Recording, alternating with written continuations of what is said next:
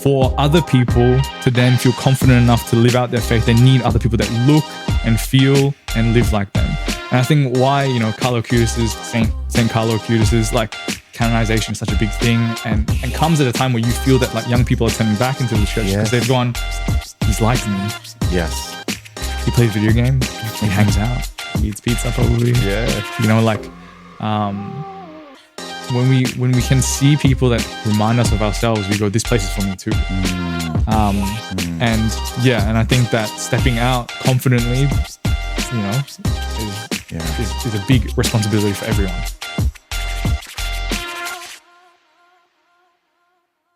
Ryan, what's going on, bro? Finally, man. This has been a long time in the making.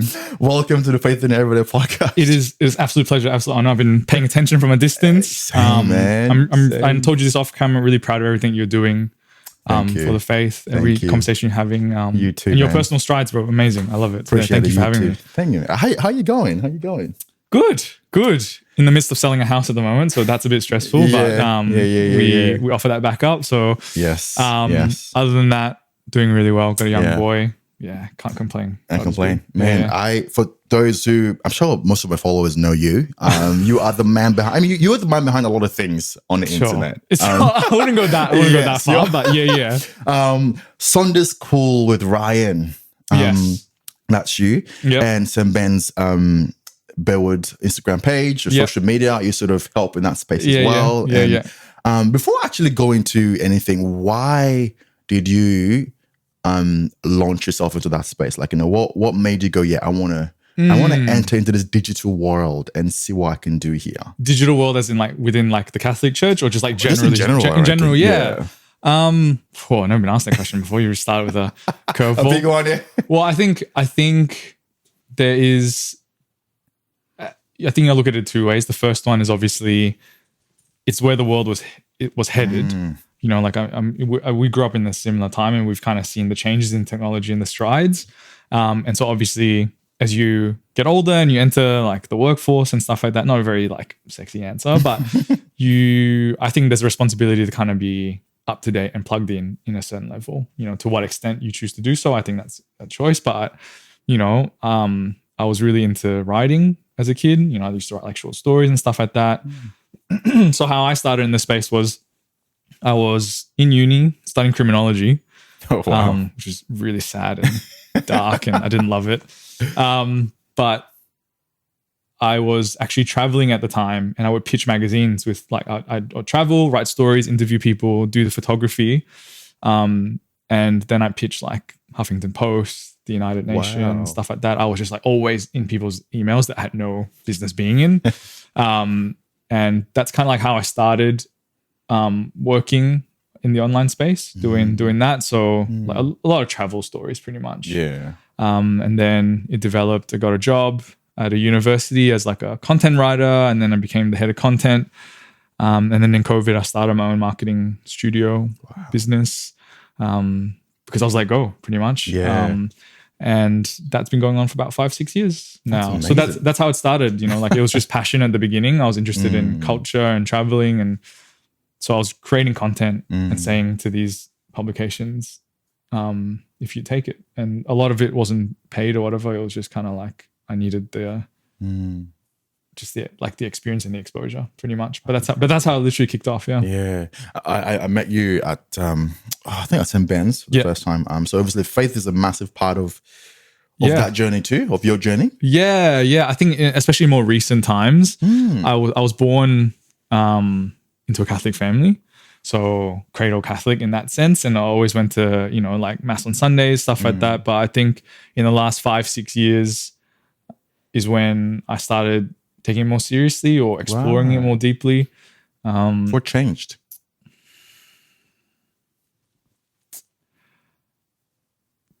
It'd be my wife really inspired me. And I think when you're in a relationship, in a marriage, you realize the importance of faith in that. As Catholics, we believe that marriage is a sacrament. So then there's an element of God in there that I just decided that it was, if I'm going to be a good husband, then I had to take that element of the marriage seriously. Yeah. And also I think I started realizing that like it was the work and all that, like there was still something that wasn't quite being fulfilled. Through my work, I've done some really cool things that, as a kid that I couldn't have dreamed of. Like I had my, I was I don't know if you know this, but like I had my I was in FIFA, the video game. Wait, what? Yeah, do you want me to show you? Yeah, yes. Like working with a brand, and so I was in there 2 years in a row. Wait. But just what? So that was the first year I did it.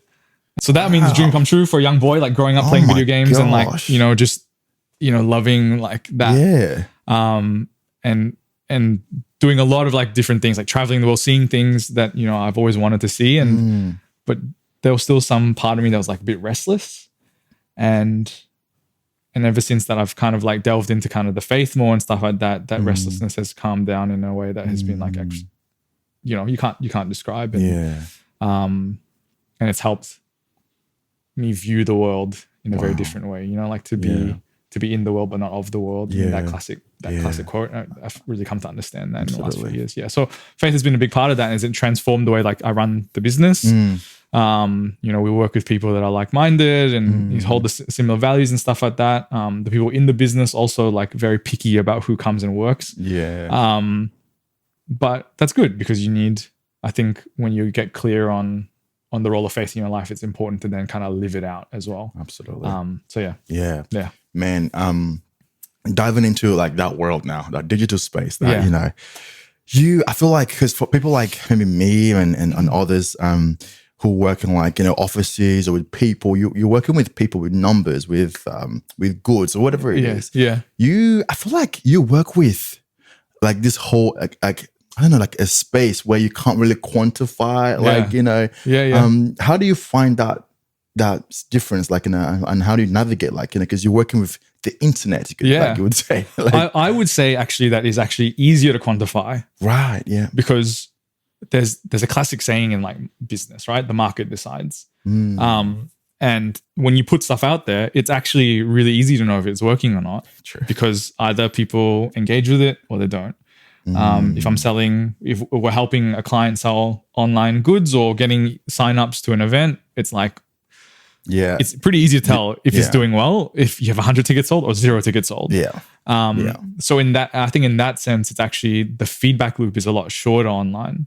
You receive feedback a lot faster. I see. Compared to like if you were just, like working somewhere, and I've worked a 9-to-5 job for a very short period of time. So my experience in that space was, I didn't really love it in terms of an experience, but I think the internet has just made things a lot more accessible, and like it closes that loop a lot faster for you. Wow. And you would know this, right? Like when you share clips and stuff, what does well, what doesn't, almost instantly. That first hour you can tell, Absolutely. this pop, this has and I think in that sense, it makes it a really fun space to be in, because you can always test, but a really daunting space because you hear things back real quicker, and you have to be almost a little bit agnostic to your feelings, right? Like you have to kind of shelve your feelings aside. That's the thing. Like I don't want to say the word burned, but like I've like, put in effort and time in this particular thing. Launch it, I'm like, I can't wait to get like, I get like nothing. And I'm like, what is going on? And then you get, for example, I did this, this little picture that I created on Canva. And I put it up on Easter Day, I put it up on, and it got like, I don't know, 40,000 impressions from across the world. I'm like, I spend the least amount of time on this thing. Like, how does that, does that scare you? Like, sometimes, like, from, I don't know, doing stuff like, I don't know, it's going to get big, or not, like, Well, I think like we have a rule in the studio, like 80% is good enough. Okay. Because we like, in the space that we're working in, it's like no one cares for perfection, because no one knows how long it took you to make that tile. No one knows. They're just, they have this, and it's literally a moment of a second where they can decide, like that, don't like that. Do you know what I mean? So for me in the business, we say 75-80% is good enough. Like we're not striving for perfection, like we're just trying to stay. And I don't want to go too into the weeds of marketing for your audience, because I'm pretty sure they don't care. But like, like we just want to stay top of mind. We want to be always in that consideration. Like, if you work in marketing and business, you just want to be considered. Yeah. So for me, I'm not necessarily concerned with like, we have to get it perfect every single time. It's like, how often can we be communicating the message? I see. And in that way that you become like very detached from the outcome. Because you know that you can, it's like baseball. Like that you always get another swing at it. And so with the team, I'm always like, don't get too hung up if things don't do well. It's like we always get another swing. Wow. You always get another swing. You always get to go again. And just making sure that the key thing from my end is that it's always consistent. Brand wise, content wise, quality wise. But getting too bogged down in like this didn't do well and that did well and stuff like that. It's like it's a good learning tool, but I don't want them to then like start overthinking their process when they're creating, because I think that wow. Good, I think you can't abandon your creative instincts just because like the world tells you that one thing that you created out of like a heap of things is good or bad. Man, talk about the dangers, man. The dangers of being in that world, and my first thing is like, for example, the comment section. Oh yeah, I remember talking to I never heard of this lady. She does painting of the Jesus Washing series. I think it's called Salt and Gold Collection. And so I'm friends with her, Jess. Yeah. And I had her on a podcast I think a couple of years ago, and she was saying like when she first started, she would like have like theological debates and conversations. And, oh my gosh. And then to the point where she was like, just don't bother anymore. Like why are you doing this? That's just one example. Like, what are some of the I guess the dangers of in that world? I think there are so many, and they're so well documented, right? Like my personal philosophy is I post and ghost, which is like I let it out there, and then I'm kind of like, it's the world's now. In a sense, it is, right? As a creative, it's like you own the work until the moment it goes out to the world. Then it's the world's to decide what to do with it. And I think that's important to realize that, like, if you can do that detachment, it's not a reflection on you anymore. I think that's important because people have such an attachment to the identity of like, I'm this artist or I'm this creative or I'm this whatever. The online world does not care about your feelings. And that's just facts. Like the online world doesn't care about your feelings. So you have to protect your feelings in a sense and be able to create this imaginary line that you go, once my pursuits go past this line, it's no longer my own. Wow. And that's why like some of the greatest artists in the world don't get their flowers until they're long gone. True. Because the world decides what to do with that work. Yeah. Man. And secondly, when it comes to the comment section, it's like, look at it from a marketing perspective, right? Don't take the words and like the angles and like what people are saying in there like to heart, but know that like every single comment is good engagement. And the game's the game. Good or bad. That's it. Like they say, there's no such thing as bad publicity. It's all publicity.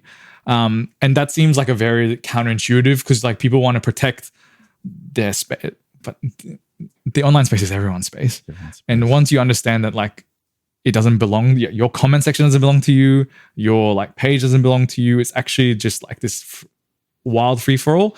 But in a way, if you can harness that wild free for all, it benefits you and your pursuit in some way. Wow. Obviously take that with a grain of salt, and you have to kind of manage those expectations between what you're comfortable doing. Like I shared with you an example, like we had something kick off on Sunday school and stuff like that, and like my first instinct is to defend the faith, but then I'm not an apologist. And so then my second instinct is the marketer instinct, which is like, well, this is still good anyway. Yeah, exactly. Views are views, and if it means that it reaches people and it gets them to think a little bit about certain things, and you probably feel the same way about certain clips, absolutely. Then by all means, like in my mind, once I hit publish, it's no longer my own. Like it belongs to the world, and they can decide what to do with it. And I move on to the next thing. So. Man, that's a good. Man, I told and I say this to my wife and my friends. I'm like, I still need to, detach myself from this podcast. It is not my identity. It's not me. It's what I do. But it's not who I am. And it's really difficult. And I don't I think it gets weird. It gets weird when people start like talking to you like you're the host of Faith in the Everyday. Yeah. I showed up at Mass one time and someone was like, I see you on the internet all the time. I see you. And you're on the internet. And I'm just there with my son and you're just like, Yeah, I need you just to just chill for a moment. Like, you know, it's weird. The internet's a weird place. But I think that when you're able to kind of separate the two things from like who you are in the physical, like, you know, in the world, and then when you share things online and you create, absolutely. I think that's the biggest thing. Do you think the internet has made the world much smaller, closer, or more separated and distant? I think it's both. I think it's both. I think with anything, there's good and bad, right? Like I think now, like if you have family at home, you can call them and they're on this. Absolutely. And it's like you're not physically in the same space, but you're in the same space. And I think that's, you know, there's so many benefits in terms of, you know, access to information, you know, shedding light on things that, you know, might not have, you know, that, you know, might never have gotten to us before and stuff like that. But in the same way, it brings people a lot further apart because then you get your silos. Yeah. Like comment section is an example of that. Like people don't want to listen. They just want to be like, I just want to say what I got to say. And then I'm going to, you know, like, and so in some ways it's separated us more because instead of like having real conversations, you're kind of just like on your phone being like, you know, I think blue is red and someone else is like, I think red is blue. And you're just like, how did this happen? How did we get here? And there's no paper trail of like the conversation that you can kind of like go back together as a community and talk about things. Now it's just like yelling from across the ether and then so I think it's good and bad. I think both. I think it's both. I don't think you can look at anything and just be like, this is 100% good, 100% bad. Totally. I agree. But the internet is a wild place. Is a wild place. Yeah. Man, talking about you spoke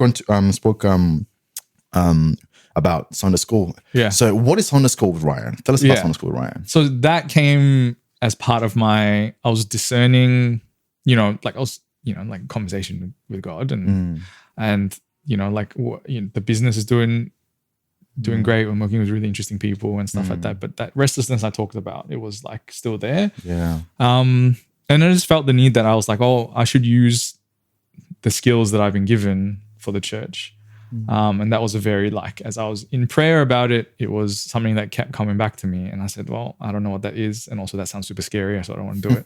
And so I call it my little, like when I talk to Christina about it, it's like my wrestling with God, he's like, you can use these skills to help the church. And I go, yeah, but that seems super scary. And that was the conversation back and forth. Wow. For 3 years, it was just back and forth. And I tried to do like, you know, half measures to try and like quiet the, you know, to quiet his voice and be like, look, I'm kind of doing it. And he's like, well, you're kind of not. And I'm like, okay, well, that's fair.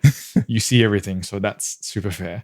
I think it just got to a point this Easter when I was just like, all right, well, if you want me to use the gifts that you've given me, fair enough, they're from you, then tell me, like, just show me what you want me to do.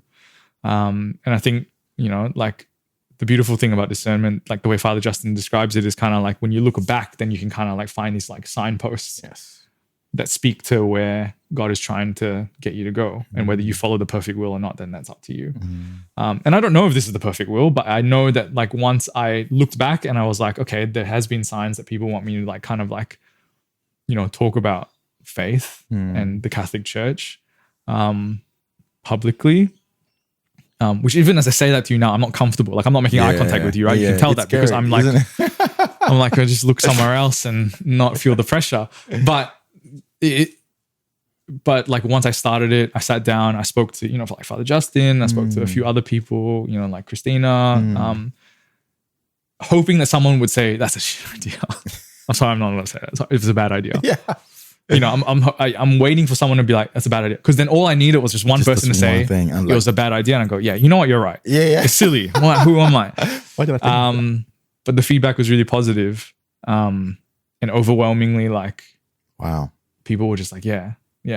And I think you find this, like a lot of the feedback was there's not enough young men in the church that are like kind of like, I think you might have said that to me too. Yeah. When you saw that I'd started, you said like, we need more young Catholic men to kind of like talk about their faith. And I think the final thing for me was I went to this young men's thing. Father James Baptist, who's the godfather to my son. Wow. He's a really good, Shout out good Father friend. James Baptist, really good friend of mine. He ran this young men's event out where his kind of like parish is, and just like talking to these different men, and like it was just clear that we had been let down by the generations before us, that suddenly there was an evolution of my faith is private and I don't need to talk about it. And we've been let down by that, I think. A couple of generations of like, you know, of Catholics that have just gone, you know, public life and private life. Where does my faith exist? Probably more private. Wow. And, you know, I think that is a massive letdown. And so I saw that in real time with these young men, and like these generations of men, like they were old and young and in between, and like the life in that place when they were like, oh, it's like we can actually talk about faith together. I was like, okay, I see the need. But you know, to what we're talking before, I think in my discerning, I was like, I need to be detached from the outcome. Which is super important for me. Like, you know, my work, like the world that I come from is very contemporary, is very worldly. Like, you know, like you see these people at these events and you're just like, yeah, it's like all very like locked into kind of like how I want the world to perceive me, and like the outcome and the results and it took me ages to settle on Sunday school, because I was like, I need to be detached. I had to make sure that I was detached from the outcome of what this was. It wasn't about me being like, the best Catholic in the world, or I'm the best podcast in the world, or I need 1 million views. Like, I needed to make sure that I was spiritually, like, you know, correct. I had to come spiritually correct, because it was never going to work if I came in like, okay, now I need to be better than John. I need to be better than this. I need to be better than that. I needed to make sure that I came in with like this is for the Lord, and he will do what he needs to do with it. And all I got to do is show up and hold space for others. So a big thing for me was like, I have nothing new to add to the Catholic Church. Everything that you need to know is in the scriptures, in the catechism. There are great apologists and great thinkers and fathers of the church and popes and stuff like that. None of you need to hear anything from me. I have nothing new to add. Wow. The thing is that like, we have been deprived for so long because everyone has gone, our faith is private and we don't have to live it out. And I think you're starting to see a shift. Yeah, absolutely. Where the world is like crying out for like some sort of like orderedness and beauty and, you know, like truth and truth. And for people like yourself, I was inspired by you. Like when I saw you come up on my feet, I was like, if he can do it, then like I can do it. And I mean that in the most respectful, like give you flowers kind of way. Do you know what I mean? Like I mean that, because we look around and sometimes you need a bit of social pressure and presence to be like, all right, when I step out, actually, I'm not stepping out on my own anymore because there are other people. There are other people there. And so that's why Sunday school came about. That's why the format is what it is, because like I said, I have nothing groundbreaking to add for you. Everything that you need to know already exists in writing. But it's about, one, opening the public square, like all, like you and a lot of other people are doing, right? Opening the public square so that like regular people like me feel confident enough to step into that space and go, you know what, like I am Catholic and I'm going to live it out. Yeah.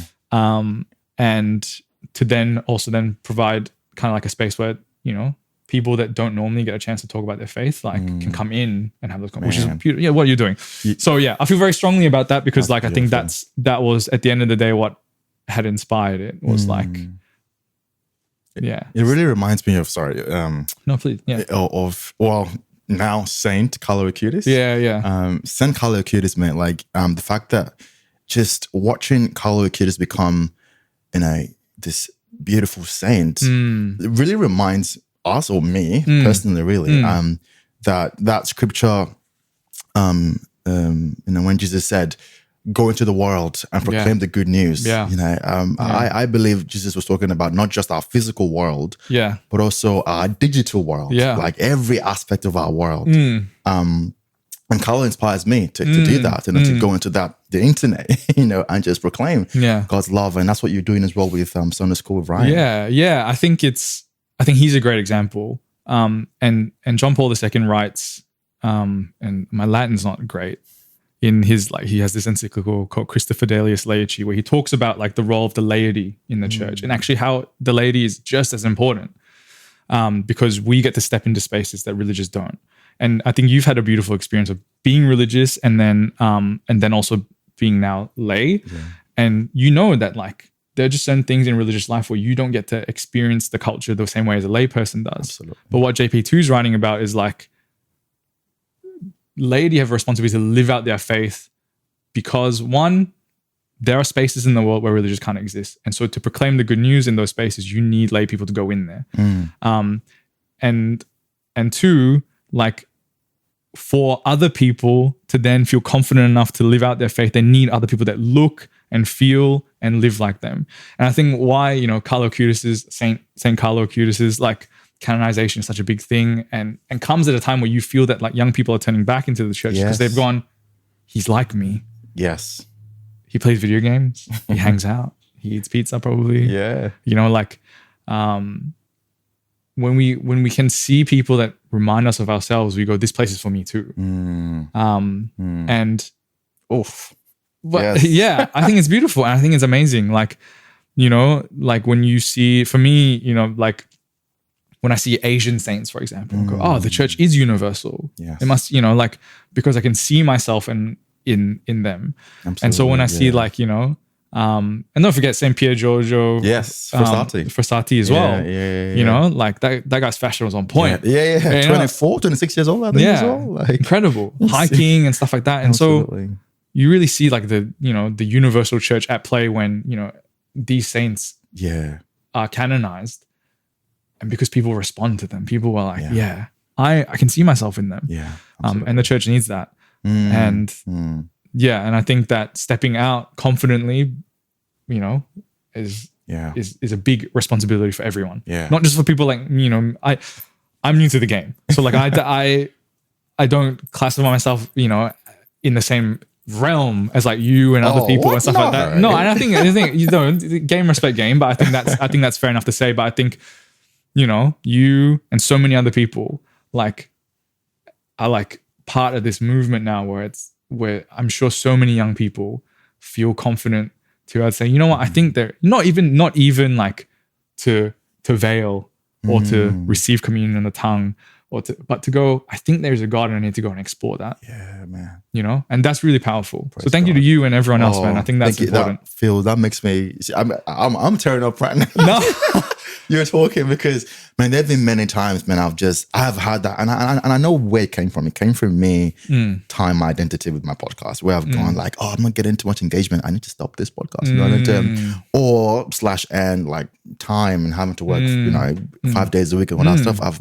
Many times after my wife, I'm like, I think it's time to wrap up. Like, you know, I had a year and a bit, you know, we hit 100,000 streams, good to go. But every once in a while, I'll get people like you. Oh no, I was, you know, having breakfast with my wife and my family at a cafe, and this lady pulled up, drove in, and you know, trying to get her own food. Looked at me and was like, excuse me, you the guy from Faith in every day. I was like, oh yeah. And she goes to me, I'm just listening to you right now on my car. That's amazing. I'm just like, oh my God. Or, you know, this just a lady came up to me in the city, was like, oh, like I wanted to launch into youth ministry, but I wasn't sure if I should or not. And I heard your podcast, and now she's a youth minister at the college, at the parish. And it's just little things. I'm just like, you know what? Okay, it's not about me. Like, well, it's not about me anymore, really. It wasn't about me in the first place anyway. Even if I try to make it about me. And I think that's what you're doing, and watching you as well. And honestly, like, you know, what you were doing, I'm like, it's just this is our world now, you know? And we need, and I know that we've got beautiful, amazing priests and who are also giving their time to go online, and I see them. But at the end of the day, this is our world, and like taking up that mantle to go, I'm gonna, you know, go out there. I think it's just it's, I can't remember which pope said this, but like the invitation like comes from God. Yes. Like, you know, like those beautiful interactions that you had is like, it's a result of God's invitation through you. And I think the importance of like being able to separate like on like I'm a online creative, I'm an online Catholic creative, is understanding that like we're all just Catholic, right? And I think I said this to you before, like, and there's only one creator. And so the invitation actually doesn't come through you. It's an emptying of the self to be able to recognize that, like, Like you're exceptional at what you do, and so is the next person. But the invitation always comes through God, and the invitation to kind of like move hearts and stuff has nothing to do with us. Has nothing to do with us. And I think it's hard. It's hard because like the feedback, and we talked about before the dangers of social media. Is like the feedback when it's great, your brain. When I tell all of you this, your brain just fires Euphoria. off. You think that you sometimes I've seen people that like, like through my work in the outside world, you see people lose their heads. Wow. They forget who they are. They forget that like actually like in the general scheme of things, you're nobody, but without faith, you don't realize that. And so then suddenly you have these numbers that are telling you that you are like the greatest person on earth. And then you lose yourself. You lose yourself like that.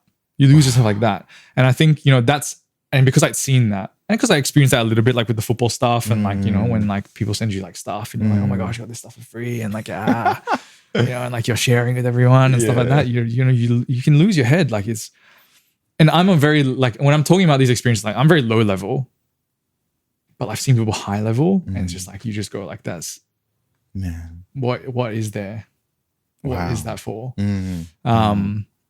Man, actually talking about that, you talked about, I was, I have this idea of having like a Melbourne Catholic, one of the creators. And you were saying like, there is I think there was two parts of it. And one of the most important part is the one about community. Yeah. And how sometimes we can feel like we're trying to compete. Again, losing ourselves because we're like, this person had 1,000 whatever things. I need to have 2,000. Like, that's the danger.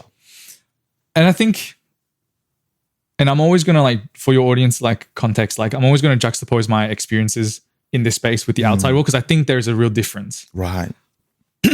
Like in the spaces that I work in, right, you see like people with like, I'm talking like hundreds of thousands. Like you're talking like they earn, like when people had to earn the blue tick back in the day. Do you know what I mean? Right? Like I'm not trying to give too much away. Do you know what I'm saying? But like people had to earn it back in the day. Absolutely. And you just see the way they like eye each other up when they come to these like events that everyone gets invited in. Like, like you get put on the list and like everyone's kind of like, there's a fake love because you need each other to survive.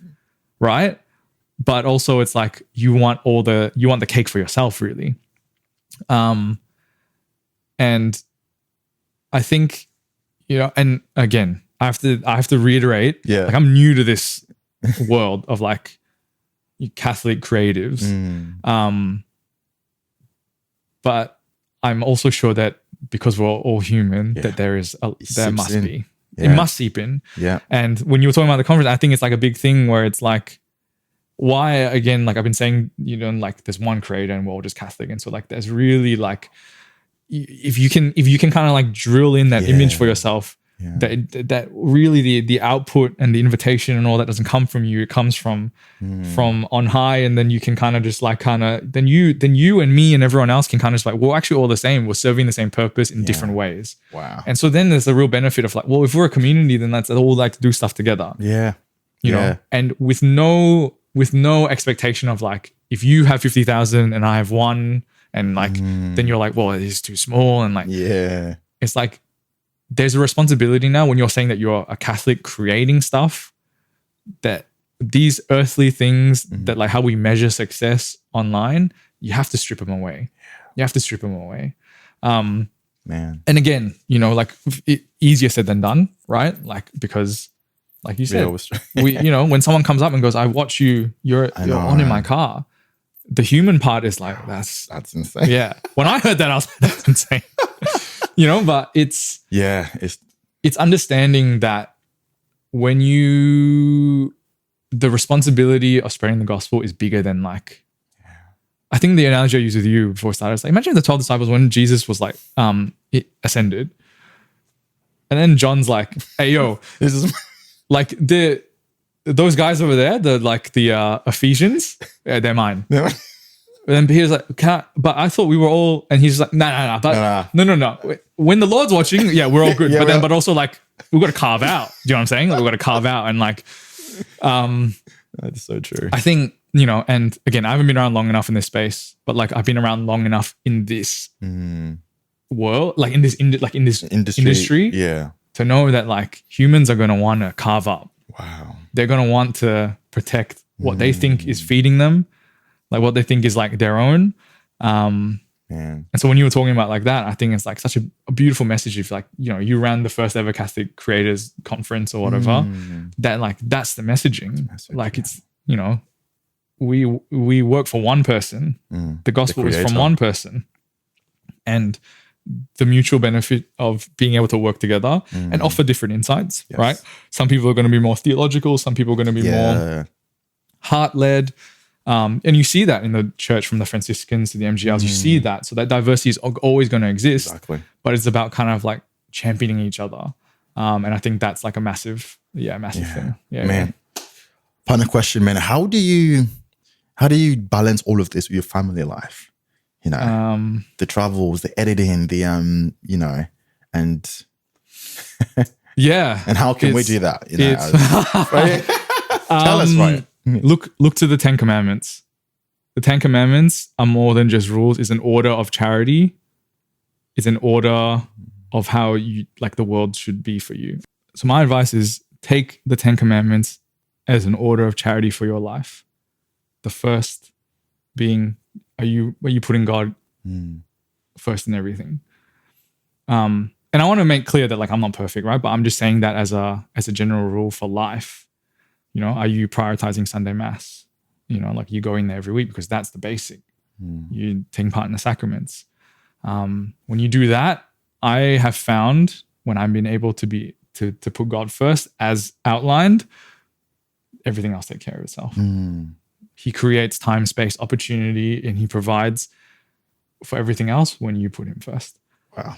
And that really transformed the way like I understood the idea of like surrender, the idea of like putting God first. Like, you know, people say that. I know. It can become a platitude. Sing that, even like it. You know, like it becomes a platitude, but like what does that look like in practice? Like I think look to the 10 Commandments. You know, the order of charity is something that I've like, I can't remember who, I think it might have been, I think his name was Dr. Brand Petrie. And I was listening to him talk and he talked about it like that. And I was like, that makes sense. That makes sense. It helps helps you order your life in a way that I think sets you up for the most kind of like spiritual, material, familial, like all that kind of flourishing, I think comes from God. And you're right. We sing and say these things, but like, I think take a moment to really like internalize, well, what does that mean? You know, what does that really mean? And I think, I think for me, that's been a huge help. Yeah. This is obviously the first of many conversations, many episodes. But Ryan, man, thank you so much for being here, bro. No, John, it's like, I think it's been a long time coming, and like I said at the top, thank you for everything that you do. I think it's important to move the faith into spaces where people don't hear it. I think you're doing a great job. So thank you, man. Congratulations on everything. Hopefully I'll be on your podcast if I am worthy enough. Don't do that on camera. I invited him. I just want people to know that I invited him even before we started filming, right? So don't do this whole. That is true. Maybe one day. That is true. Let me know when. Can you imagine off camera after I'd done this whole community go, actually, you're not that big, so I don't. It will be an honor. Thank you. All right, appreciate it. Thank you so much. Thank you.